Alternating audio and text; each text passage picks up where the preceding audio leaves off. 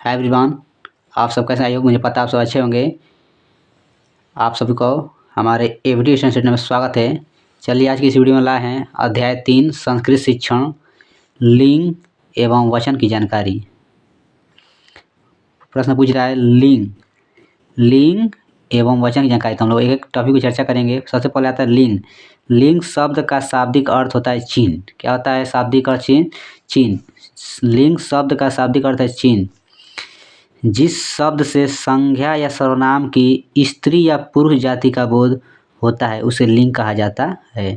कहने का मतलब ये कह रहा है जिस शब्द से संज्ञा या सर्वनाम की स्त्री या पुरुष जाति का बोध होता है उसे लिंग कहा जाता है। जैसे बालक, चटका चिड़िया, फलम, ये सब का बालक ये पुरुष शब्द है, चटका का स्त्री शब्द है, फलम क्या है नपुंसक लिंग है। तो ये कह रहा है जिस शब्द से संज्ञा या सर्वनाम की स्त्री या पुरुष जाति का बोध होता है उसे लिंग कहते हैं। और नेक्स्ट कह रहा है लिंग भेद। संस्कृत में लिंग 3 प्रकार के होते हैं। ये बहुत ही मोस्ट इम्पोर्टेंट है जो ऑब्जेक्टिव और अति लघु प्रश्न में पूछता है कि लिंग कितने प्रकार के होते हैं संस्कृत में बताइए। तो हम लोग क्या बताएंगे लिंग भेद। संस्कृत में लिंग 3 प्रकार के होते हैं। चलिए एक चर्चा करेंगे हम लोग। पहला आता है इसमें पुल्लिंग।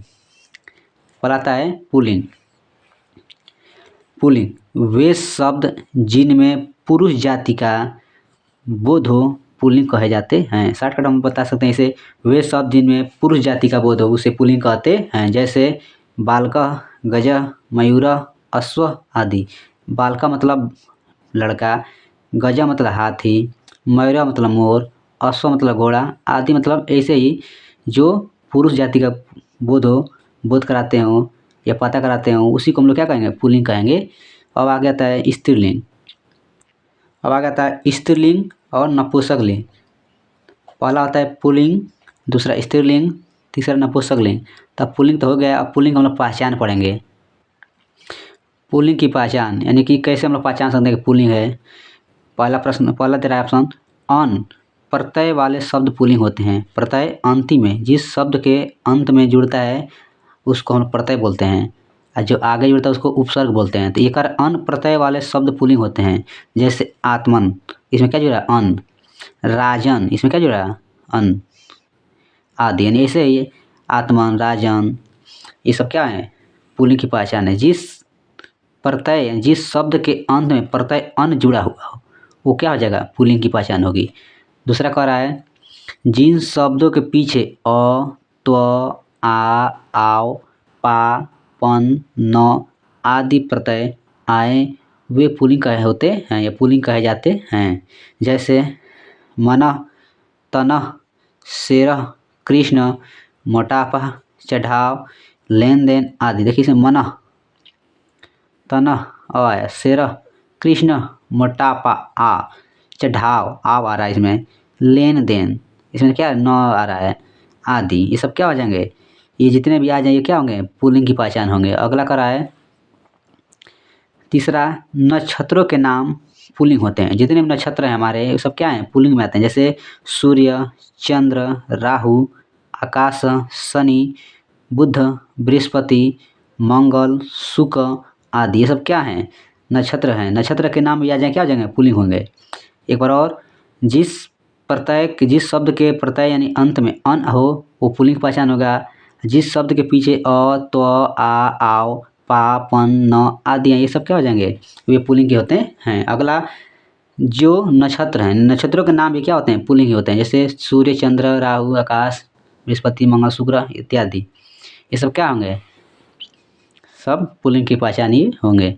और चौथा करा देशों के नाम भी पुल्लिंग होते हैं। जितने भी देश हैं हमारे क्या हैं सभी पुल्लिंग हैं। जैसे भारत, चीन, पाकिस्तान आदि। ये सब क्या हैं पुल्लिंग की पहचान है। अगला प्रश्न इसमें करा 5वां टॉपिक पर्वतों के नाम पुल्लिंग होते हैं। जितने पर्वत हमें क्या हैं वो भी पुल्लिंग ही है। जैसे हिमालय, कैलाश आदि। अगला चर्चा करेंगे दूसरा स्त्रीलिंग। दूसरा हो गया पहला पुल्लिंग हम लोग पढ़ लिए, पहचान पढ़ लिए। अब हम लोग पढ़ेंगे दूसरा स्त्रीलिंग। अब इसका पढ़ेंगे परिभाषा। जिस शब्द से संज्ञा एवं सर्वनाम की स्त्री जाति का बोध होता है उसे स्त्रीलिंग कहते हैं। जैसे शिक्षिका, बालिका, गजा आदि। शिक्षिका मतलब टीचर जो बोलते हैं उसे शिक्षिका कहते हैं। बालिका मतलब लड़की, गजा मतलब हथनी। ये सब क्या है?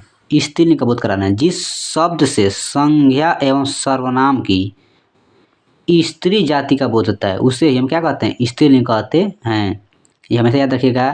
पुल्लिंग में जिस जाति में पुरुष जाति का बोध उसे पुल्लिंग कहते थे, और स्त्री में जिस संज्ञा सर्वनाम के जाति स्त्री जाति का बोध हो उसे हम लोग क्या कहेंगे? स्त्रीलिंग कहेंगे। एकदम शॉर्टकट में समझिएगा, एकदम ज़्यादा रटने की जरूरत नहीं है, सिर्फ हमें कॉन्सेप्ट को समझना है। और कह रहा है स्त्रीलिंग की पहचान। इसमें हम लोग देखेंगे स्त्रीलिंग की पहचान। पहला दे रहा आ, बड़ी ई तथा बड़ा ऊ आदि से समाप्त होने वाला शब्द स्त्रीलिंग होते हैं। जैसे कन्या, तन्या, लता, नदी, तनु आदि। इसमें देखिए आ रहा है, आ, लता आ, नदी बड़ी मात्रा, तनु बड़ा मात्रा आ रहा है। ये सब क्या हैं? जितने भी आ, बड़ी तथा बड़ा आ जाए वो सब क्या हो जाएंगे? स्त्रीलिंग की पहचान होंगे। अगला दूसरा कह रहा है तिथिवाचक शब्द। देखिए ध्यान समझिएगा, तिथिवाचक शब्द स्त्रीलिंग होते हैं। क्या होते हैं? तिथिवाचक शब्द क्या होते हैं? स्त्रीलिंग ही होते हैं। जैसे तृतीया, पंचमी, पूर्णिमा आदि ये सब क्या हैं? स्त्रीलिंग की पहचान है। तीसरा कह रहा है स्त्री शब्द के पर्यायवाची शब्द स्त्रीलिंग होते हैं। स्त्री शब्द के पर्यायवाची शब्द भी क्या है? स्त्रीलिंग ही होते हैं। जैसे अबला, महिला, नारी ये सब क्या हैं?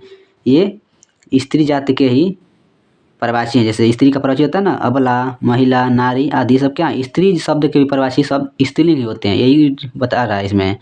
ये स्त्री का ये क्या है? पर्यायवाची अबला है, महिला है, नारी है आदि।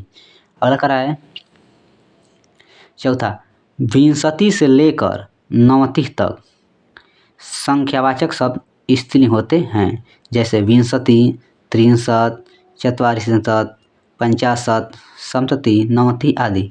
विंशति मतलब 20, 63 मतलब 30, 44 मतलब 40, 50 मतलब 50, 67 मतलब 70, 29 मतलब 90। ये सब क्या हैं? ये सभी स्त्रीलिंग में आते हैं। अब हम लोग देखेंगे अगला तीसरा नपुंसक लिंग। पहला हम लोग पढ़े पुल्लिंग, दूसरा पढ़े स्त्रीलिंग, अब तीसरा हम लोग पढ़ेंगे नपुंसक लिंग। इसमें कह रहा है जिन संज्ञा या सर्वनाम शब्दों से न तो पुरुष जाति का बोध होता है और न ही स्त्री जाति का बोध होता है वे नपुंसक लिंग शब्द कहलाते हैं। इसमें क्या होता है? इस नपुंसक लिंग होता है जिन संज्ञा या सर्वनाम शब्दों में से न तो स्त्री हो और न ही पुरुष हो जाति का बोध कराए, उसी को हम लोग क्या कहेंगे? नपुंसक लिंग कहेंगे। इसमें होता है जैसे फलम, पुस्तकम आदि। फलम मतलब फल, पुस्तकम मतलब किताब जिसको बोलते हैं उसी को। टीका है सब नपुंसक लिंग है। ना इसमें नर है, ना पुरुष है, ना स्त्री है, ना जाति है, किसी का बोध नहीं हो रहा है। जैसे वही कर जिन संज्ञा या सर्वनाम शब्दों से न तो पुरुष जाति का बोध होता है और न ही स्त्री जाति का बोध होता है वे नपुंसक लिंग शब्द कहलाते हैं। इसमें ना पुरुष जाति का बोध हो रहा है ना स्त्रीलिंग का, इसलिए क्या है? फलम क्या है? नपुंसक लिंग है। इसकी पहचान थोड़ा देख लेते हैं हम लोग। कर नपुंसक लिंग की पहचान, जैसे पहला दे रहा है फूलों के नाम, पुष्पम, कमलम, ये सब क्या होंगे? नपुंसक लिंग में आएंगे। फलों के नाम आम्रम, कदली फलम। कदली फलम को ये क्या कहते हैं? संस्कृत में केला। इसको मैंने पहले वीडियो में पढ़ाया था, आसपास के वस्तुओं के संस्कृत नाम, जिसमें आम्रम मतलब आम होता है, कदली फलम मतलब केला, पुष्प मतलब फूल, कमला मतलब कमल। यही सब मैंने इसका पहले वीडियो बता दिए हैं। जो अभी तो हमारा पहला वीडियो नहीं देखे होंगे, जाकर सबसे पहले उसको देख लें। अभी हमारे तक चैनल पर नए हैं तो हमारे चैनल को लाइक, सब्सक्राइब, शेयर करना ना भूलें, ताकि हमारा वीडियो अब तक पहुंचता रहे। आज की वीडियो में इसी इतना ही। जय हिंद।